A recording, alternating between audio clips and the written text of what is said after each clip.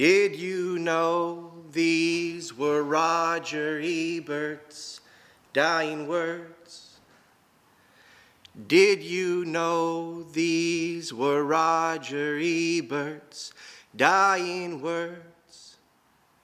It's all an elaborate hoax. It's all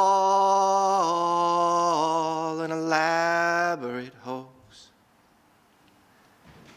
That's a hard song to stop singing, and you will see what I mean in a little bit. Hello, welcome to North Shore Unitarian's Sunday service. I'm Reverend Ron Ferris, and today we're going to talk about death. That seemed abrupt. Was that abrupt, Ross? Should I have sugarcoated that? No, sounds good, Ron. Can we go back? No, gotta go, keep going, move forward. Why can't we go back? Because everybody wants to hear what you're saying today, Ron, so let's tell them about the life and death. We're also live, right? Right. Hi, everyone. Yeah, hi, folks. We're live. We're live. This is our studio that we've manufactured here in the sanctuary. We're not pre-recorded. So if you haven't been paying attention, you should know for the last month or so, we've been uploading these services pre-recorded, not today. Today, it's Ross and Cynthia, you'll hear from in a moment, and myself here alone in the sanctuary. Now, I don't know if it's much different from where you're sitting, but from where I'm currently standing, it feels really good to be here. Feels a lot of energy in the room, and I hope that you can feel that. I hope that comes through. So maybe it's ironic that for the first time in many weeks that we go live, that we're going to be reflecting on death. Now, it seems like a dour topic, and there is a raw sadness baked right into it, I suppose, but death doesn't necessarily have to usher us into morosity or even fear. In fact, I put it to you that keeping death close is actually liberating, clarifying. It's good practice for its inevitability, and it's invigorating. And some of you are up close to it right now. And I hope to handle you with care today. I crafted this reflection with the whole congregation in my head, but you who are close to death were particularly at the fore of my mind. So I hope to provide, especially you, with some resolve and ease if you have yet to find that. Now, to do that, we're going to get into the big question right away. So let's jump right in and wonder about what happens to us, to our consciousness, our soul, our sense of ourself after we die. And I'm not going to answer it, not right off the bat. Cynthia is our service associate today. It's her first go, so maybe it's a bit of hazing to blast her with such a question when she's just getting her sea legs. But then we've all had to think about it from time to time, right? So she's not without practice. Cynthia, here you go. Is there an afterlife? What do you think happens to you after your body and brain no longer work? Well, good morning, Ron. Good morning, all empty brown chairs, and glad to see you in person, even at a social distance, but not an easy question, indeed. Alfred Hitchcock's last words were, "One never knows the ending. One has to die to know exactly what happens after death, although the Catholics have their hopes." Most Unitarians believe this is it. This present life, right here and now. Use it or lose it. Or as Mary Oliver so much more eloquently put, what is your plan to do with your one wild and precious life? Well, death and the afterlife are a very personal subject, so I'm going to look at this personally this morning. My exposure to death has been up close and personal from an early age. I watched all 4 grandparents pass away, whom I was very lucky to know. very, very well. And then my father, the lifelong Unitarian, as an adult, was gone at a relatively early age of 74 from Hodgkin's. And then many men I had known when in college and graduate school who tragically died so young from then a relatively unknown disease, later identified as AIDS, that shamefully did not receive the proper government attention for years, unfortunately. Well, while thinking about them this morning, a small shout out to Larry Kramer, who used his irascible voice to call attention to what was happening back then, as he and many more people would have died if he didn't push as he did. And he just passed away this week at the ripe older age of 84 after living with HIV since 1989 and overcoming liver disease. But with all of those people, I really didn't discuss with them what they felt was on the other side, as it were. It seemed too scary, like they were already gone if I were to have that discussion with them. Instead, we talked about their memories, loved ones, shared experiences. Yet when I was diagnosed with ovarian cancer over 24 years ago, I was almost forced to try and look at this topic for myself, as this cancer, like most internal cancers, had not such good survival odds, still at only 30% today. Part of those crucial Part of those crucial inner visualizations that I had to have during treatment were, yes, initially about being a warrior in the fight like Xena, but also about making peace with the fact that there was a real possibility that I may not be here long in this present living form. So, of course, exploring. Was this all there was? And what I came to was this. No, there would be no black hole of nothingness or morphing into another being, but that there would be a sense of well-being, of goodness, of calm, if you will. Not having a body per se, but having an active feeling. And yes, I hope with that eternal feeling would be the ability to discern, to be amused, to constantly keep exploring. So I guess I believe that there would be this wonderful, lingering feeling with some sort of organism that acts like a brain.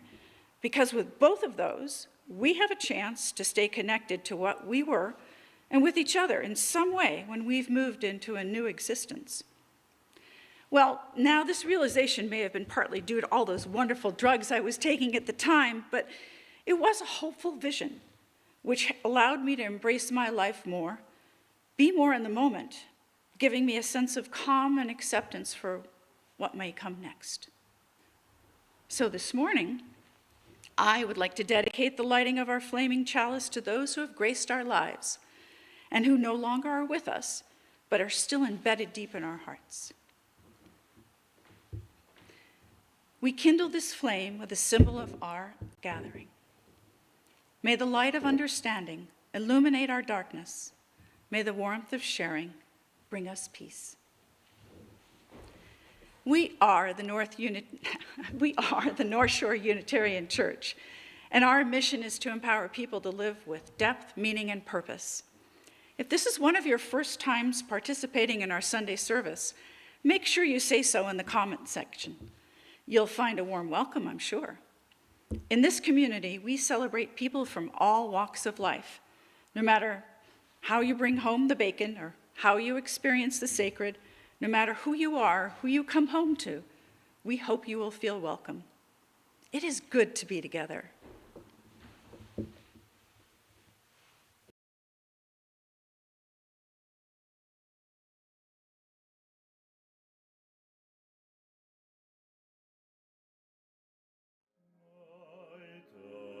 Sharpens, heightens his sensation, darkness stirs and wakes imagination. Silently the senses abandon their offenses.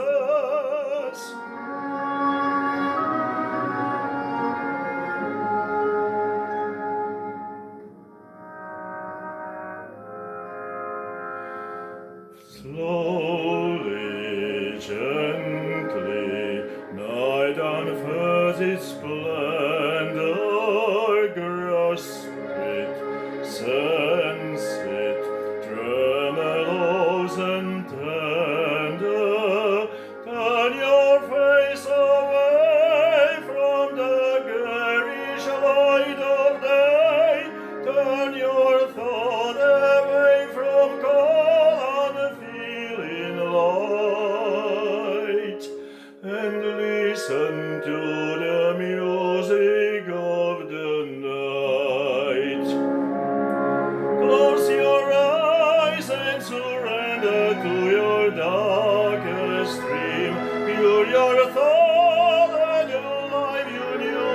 before.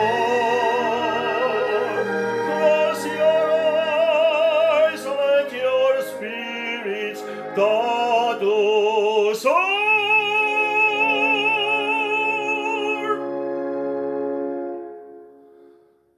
And you live as you never lived before.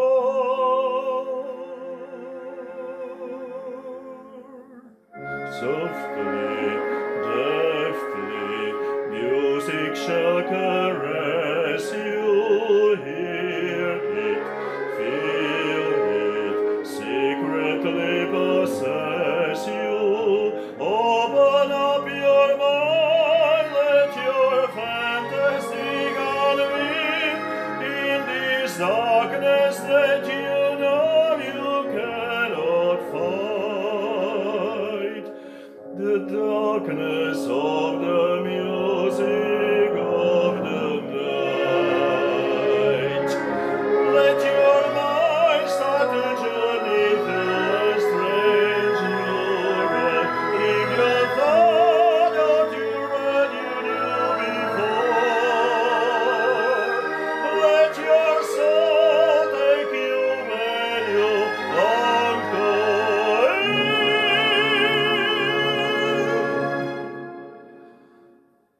Only then can you belong to me.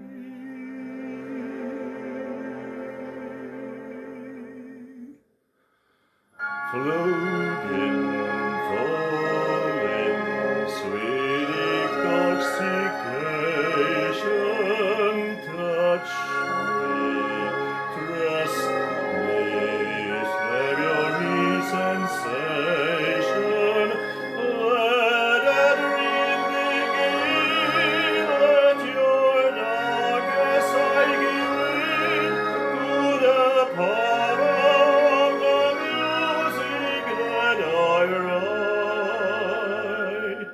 The power of the music of the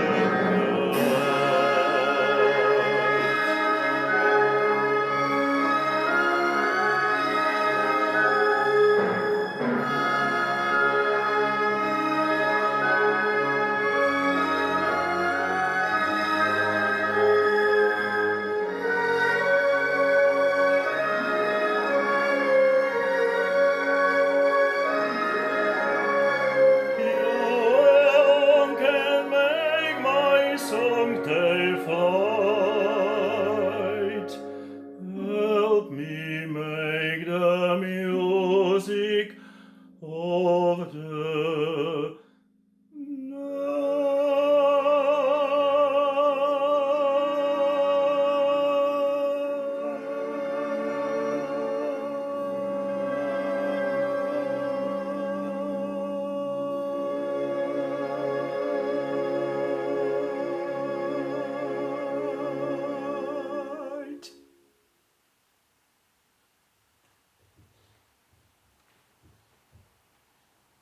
Thanks, Pavel. That was beautiful. So we've talked about death before, you and I. But given that we are in the throes of a pandemic, and given, not given, but I believe this is the first wave of a potentially hazardous and inevitable rewriting of civilization. So with those two things in mind, it seems like death is a worthwhile topic to return to from time to time. And frankly, I think it will be more present to more of us than we're accustomed to moving forward. And I know I probably sound like a cliche, a preacher declaring that the end is nigh. But here's the thing about anyone who's ever carried that placard. They were right. The end has always been nigh. We live under the shadow of our personal end of days from the moment we draw breath. The only difference now is how compact the multitude of ends would be in an apocalyptic scenario, right? But for each of us, the end has ever been nigh. So it's not like that's news. And yet we go about our days terrified of the only thing that we can hold with any certainty at all. And that's a rotten equation. I think it backs us into all kinds of painful and ridiculous behaviors, from underpinning our worship of youthfulness to keeping someone alive beyond all comfort or the possibility of recovery, to the patently ridiculous but all too frequently practiced credo of whoever dies with the most toys wins. And the last one illustrates how our prevailing understanding of death empowers our commodity culture and the rapacious consequences that culture visits on our fellow humans and on our beautiful home, our spirit mother, the living planet on which we live and in which we live. And so that is to say that our understanding of death is killing us. So what is our understanding of death? I think it's generally nihilistic, but I could identify a few broad categories in addition. Some culturally flavored version of heaven, that's one. There's nothing, that's another. And then there's reincarnation. Now, all of these are more or less versions of our present selves projected after death, and sometimes cherry-picked and polished up. Thus, our understanding of death is a reflection of our understanding of ourselves.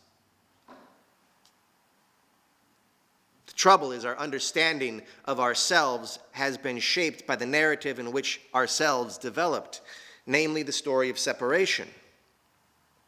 And as my old friend, well, he doesn't know me, but I regard him as a friend nonetheless. As my old friend Charles Eisenstein says, if we are a separate self, then death is the ultimate catastrophe.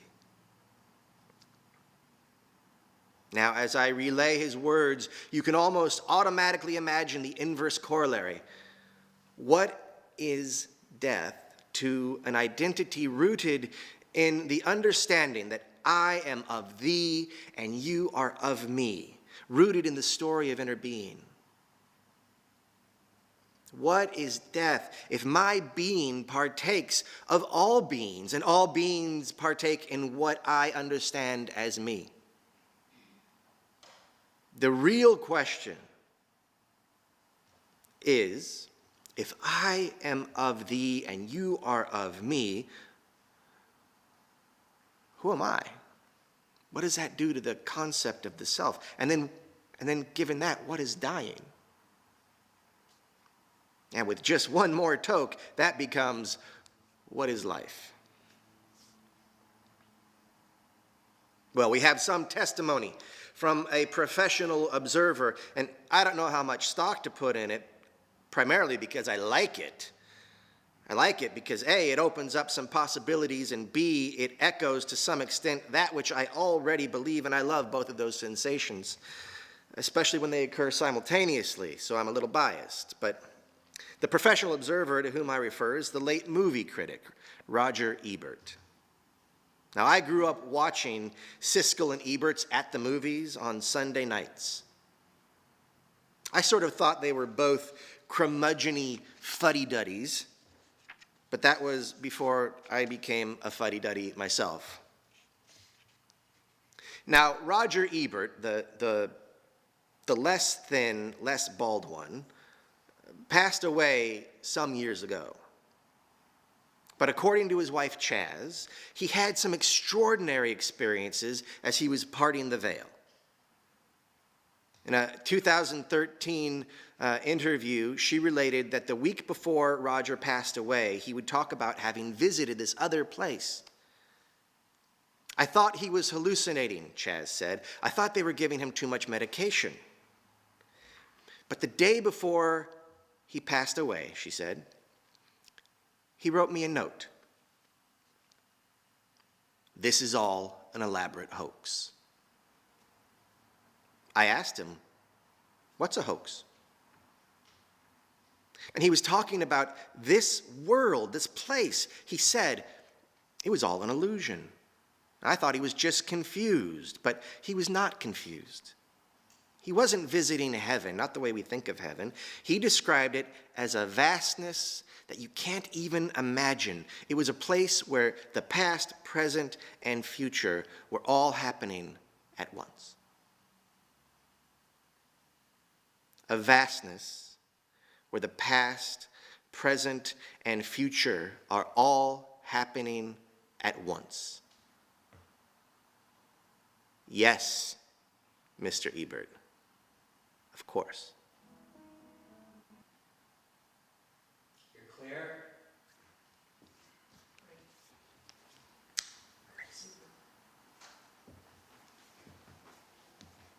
Good work. We're going to let this run just for a minute. Mm-hmm. Here's the good news. When you're speaking, there are no comments. That's always a good sign. Of course, I'm about a little bit behind, but.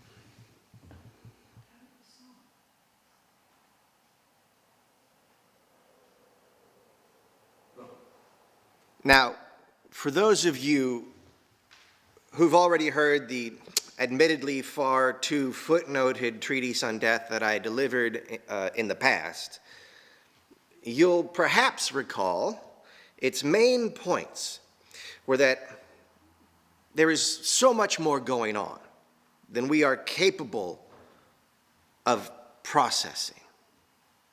So that was footnoted in the other sermon. And also that we are not what we think we are, also footnoted. And that time is not what we think it is, footnoted. You'll have to read the other service. So 2 thumbs up, Mr. Ebert. I want to thank Roger Ebert for he has given me the courage to state more plainly what I think happens when you die. And this is a perilous proposition for a minister of the Unitarian Universalist stripe. Nonetheless, here we go. When you die, the mechanisms in your brain that deliver to you your sense of a separate self, those pathways that organize and limit our experience to only as much time and perception as a being that needs to eat and raise young can handle, those mechanisms and pathways fade, much like they do with experienced meditators or psychedelic explorers. So our sense of reality, of ourselves and of time, become completely untethered. Yet they do so, as with meditation or heroic doses, while there is still some kind of medium, a consciousness, and perhaps the material to channel it, operable. And here's the trick. While that material will soon also utterly deteriorate and give its energy back to Gaia, When you are introduced to an experience where past, present, and future exist all at once and your sense of self is dropped away, where time is not an arrow, experientially, that's eternity. Now, it just so happens that this resounds with the witness of Roger Ebert, right? Now, I want to take his words as clay and work with them a bit. For by hoax, I don't want to demean this life, nor strip it of its beauty or joy or agony, for that matter. I don't want to devalue material, physicality, incarnation, but rather remystify our every moment. Because as it turns out, what we are inquiring after when we inquire after death is life. Timeless, inseparable, spacious. Now, I'm not the only one to want to make something of Roger's final words. Today's whole reflection may have been made necessary by the present pandemic, unrest, and oncoming civilizational disruption, but it was inspired by the song Roger Ebert, by the band Clem Snide. Now, Yves Barzilay, the frontman for that band, turned Ebert's words into a song, the very one I may have butchered to lead off our service. He captures Roger's explanation of the hoax as well. Putting it into verse, Barzilay writes, "There is a vastness that can't be contained or described as a thought in the flesh of our brain. It's everything, everywhere, future and past, dissolving together in an eternal flash."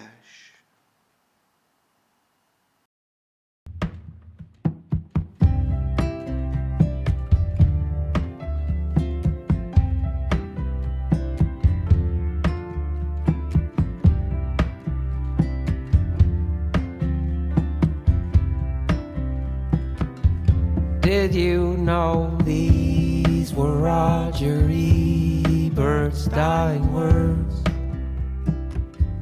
Did you know these were Roger Ebert's dying words? It's all an elaborate hoax. It's all an elaborate hoax.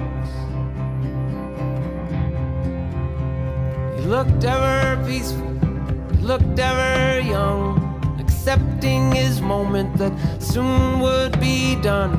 He wrote in a note that he passed to his wife as he felt himself shedding the skin of this life. It said, "There is a vastness that can't be contained or described as a thought in the flesh of our brain. It's everything, everywhere, future and past, dissolving together in eternal flash."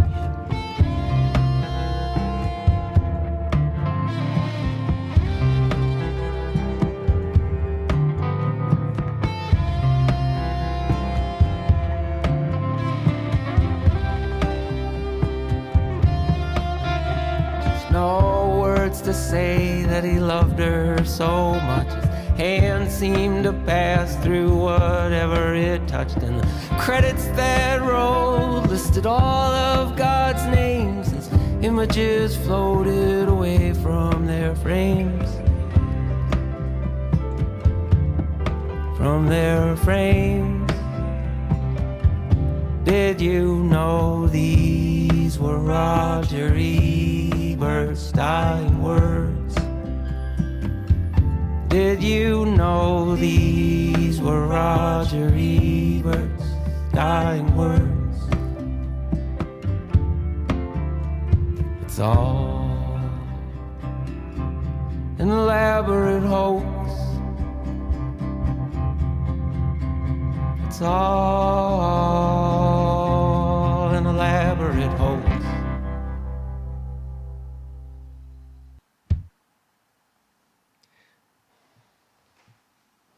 Was that good? I love that song. An elaborate hoax.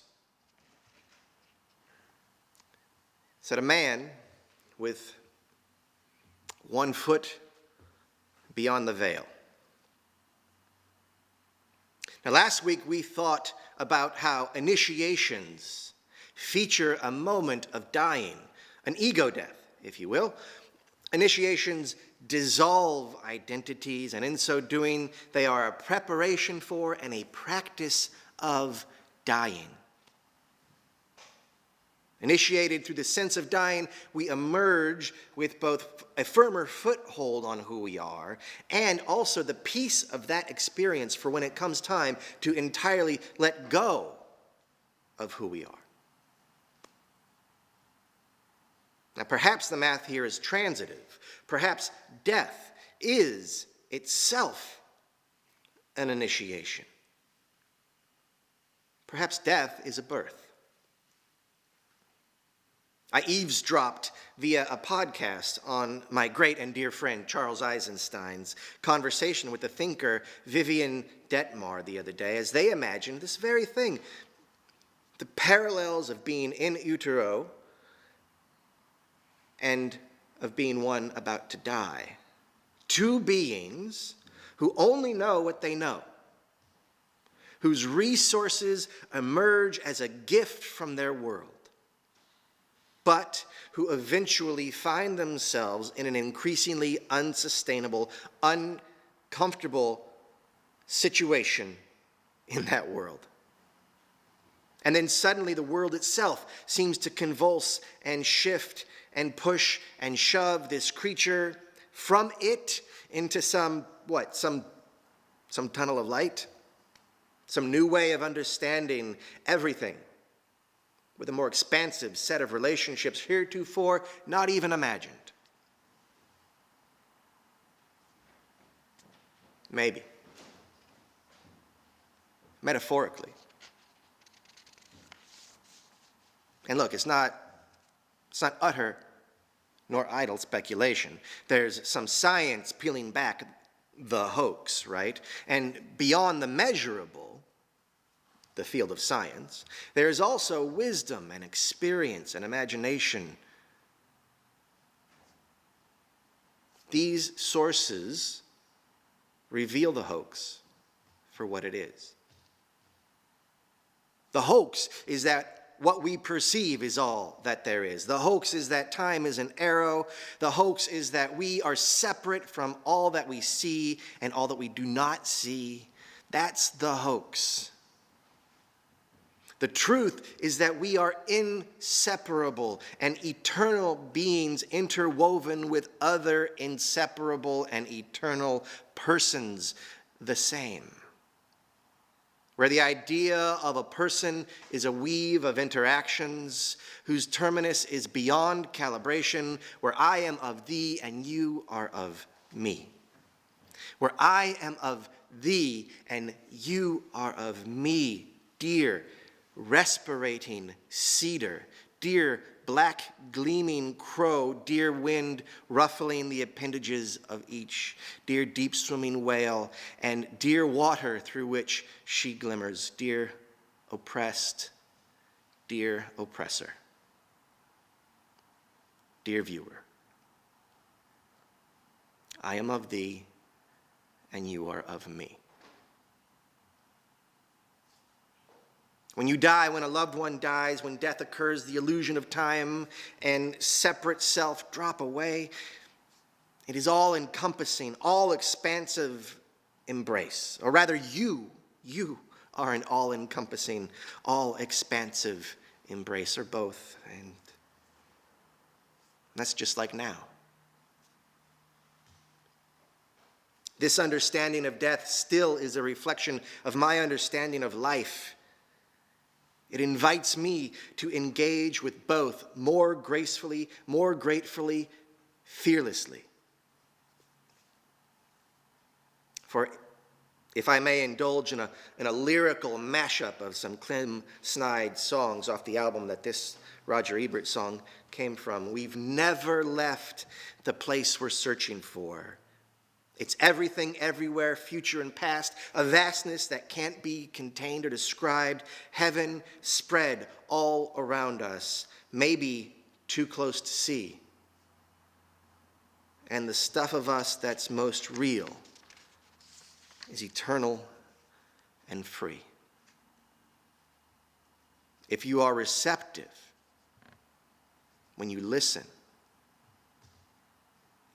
you might even hear it calling your name.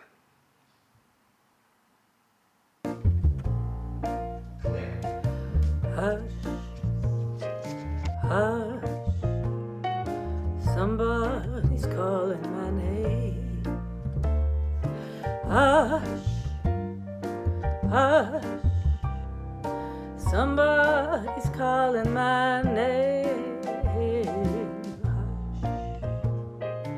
Hush, hush, somebody's calling my name. Oh my Lord, oh my Lord, what shall I do? What shall I do? Sounds like freedom. Somebody's calling my name. Sounds like freedom. Somebody's calling my name. Sounds like freedom. Somebody's calling my name. Oh my Lord, oh my Lord, what shall I do? What shall I do? Sounds like justice. Somebody's calling my name. Sounds like justice. Somebody's calling my name. Sounds like justice. Somebody's calling my name. Oh my Lord, oh my Lord, what shall I do? What shall I do?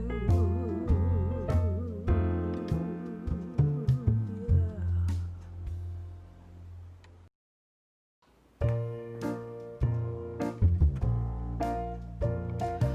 Hush.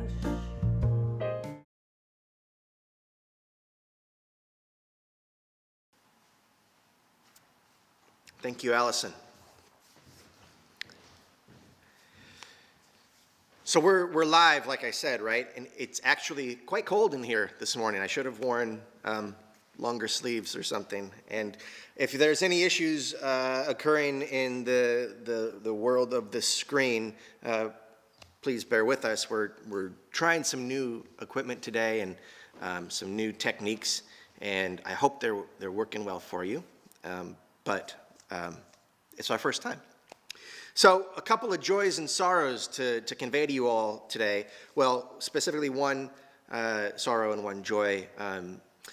Sad to let you know that Julia Cavell's mother has passed away, and she had lived a very long life and recently was suffering with dementia, but nonetheless, it's always difficult when you lose a parent. And so please keep Julia in your prayers or your heart or your thoughts this week, and maybe drop her a bit of condolences and a virtual hug. Also, I'm happy to report that this weekend was the celebration of Brian and Karen Funt's 50th wedding anniversary. Now, are you seeing these two walk down the aisle right now? Are you seeing that? Because I'm not seeing that, but I've seen it, and they look fabulous. Holy cow, I love them. I love that couple. All right, and so many kudos and congratulations and hugs to you, Brian and Karen, for 50 years. That's amazing. That's amazing. Good job. Well done. Bravo. And so with this joy and this sorrow in our hearts, I would welcome you into a spirit of prayer and meditation. So if you just can, for a moment, set things down, let your thoughts slow. And you could do that by maybe taking a breath or two right off the bat. So let's breathe in together.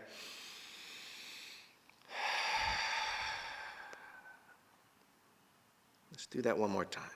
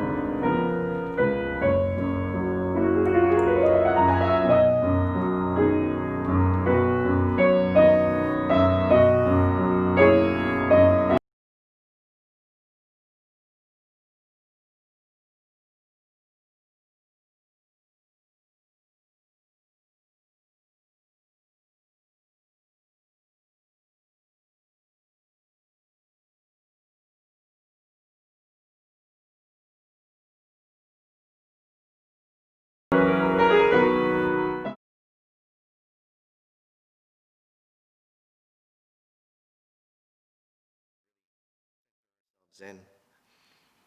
Take a deep breath.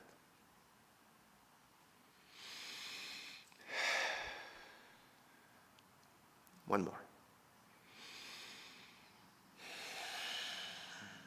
And join me in prayer. We thank you, Sun, for your light, for your energy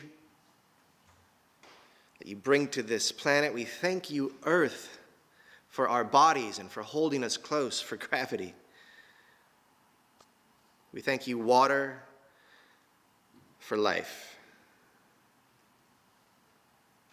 And we thank you, air, for showing us how the Spirit moves.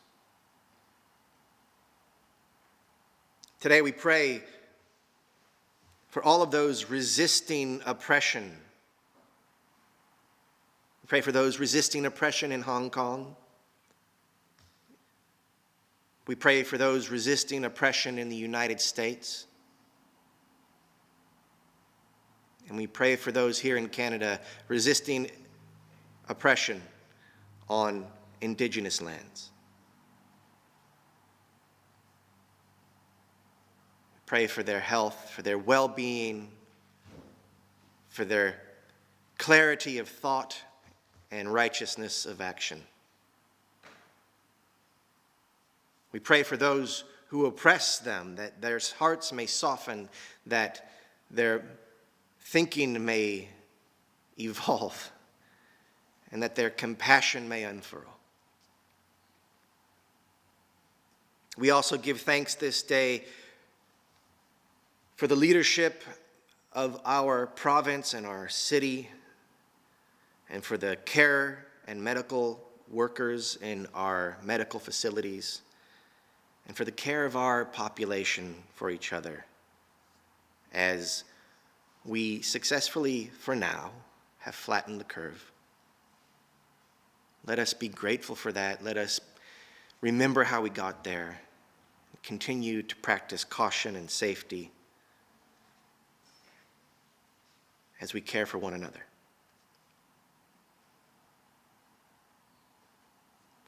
We thank Gaia for our being. Thank you. Thank you. Thank you.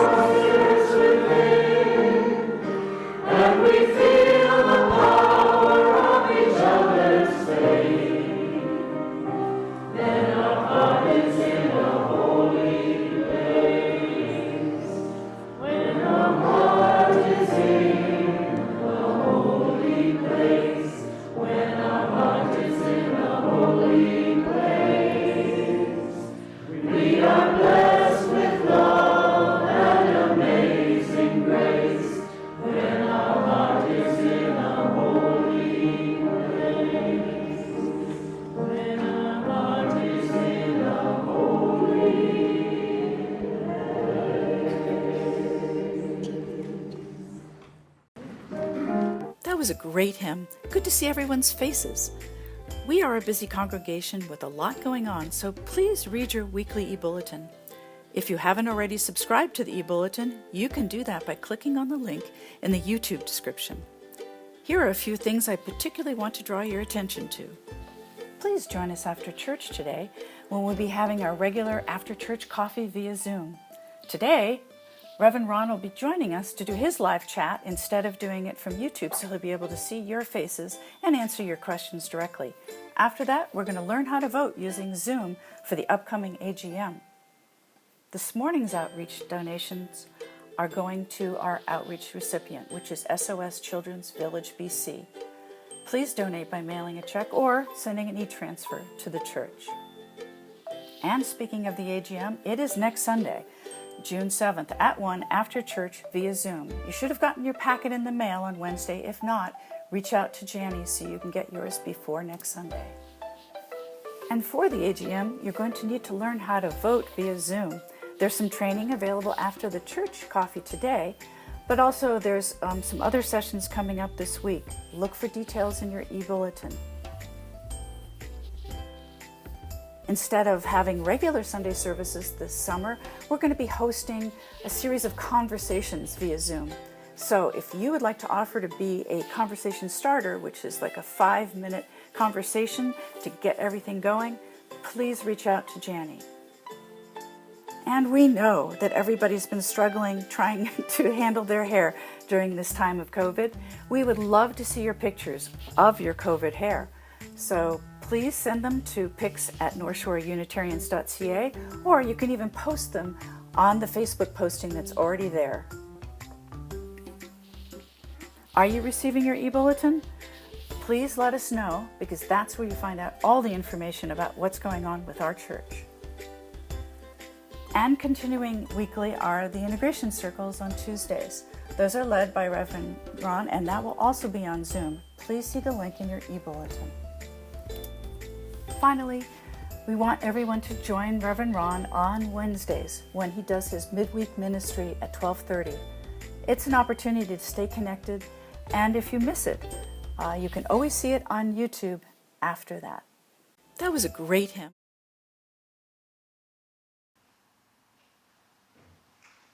Thank you for your participation in these activities and for your attention. We hope you found today's service meaningful and will join us again. If you haven't already done so, please subscribe and leave a comment. And now, please join me as we extinguish our chalice. We extinguish this flame, but carry with us the light of vision and the warmth of hope. The world calls on us to live with depth, meaning, and purpose. We go forth with courage and love.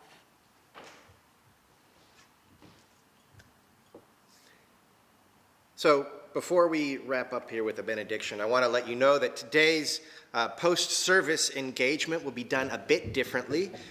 We'll do it all on Zoom, so there's not going to be a YouTube live with chat and me interacting with the chat after this. We're going to go straight to Zoom. I will be there and interact with you for 10 minutes or so, and then leave the room for the congregation to have fun without me. So yeah, the link to that Zoom meeting, by the way, is in your e-bulletin that we send out on Friday as an email. So if you want to participate but haven't signed up for the Zoom meeting or for the bulletin, you need to get the bulletin to get the keys to the room where we can interact afterwards. So please sign up for the bulletin if you haven't yet.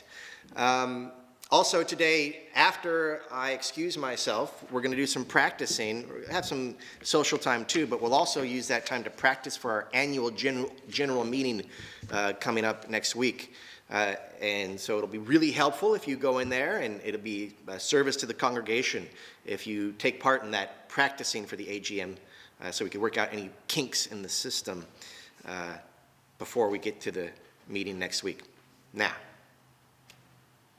as we leave this sacred time and place, truly this sacred place that I stand in and that you are joining me in right now, that we have constructed with our intention and our attention, let us do so with an expanded sense of what our death can mean to our life, with fearlessness, with a sense of inseparability, connection, interdependence, and interbeing, as our death mirrors our life and vice versa.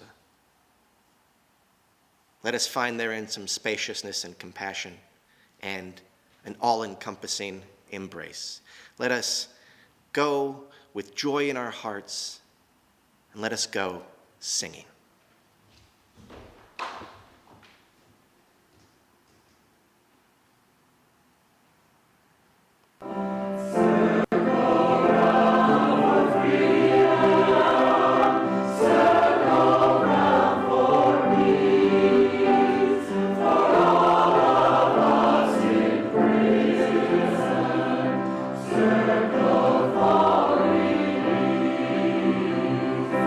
Circle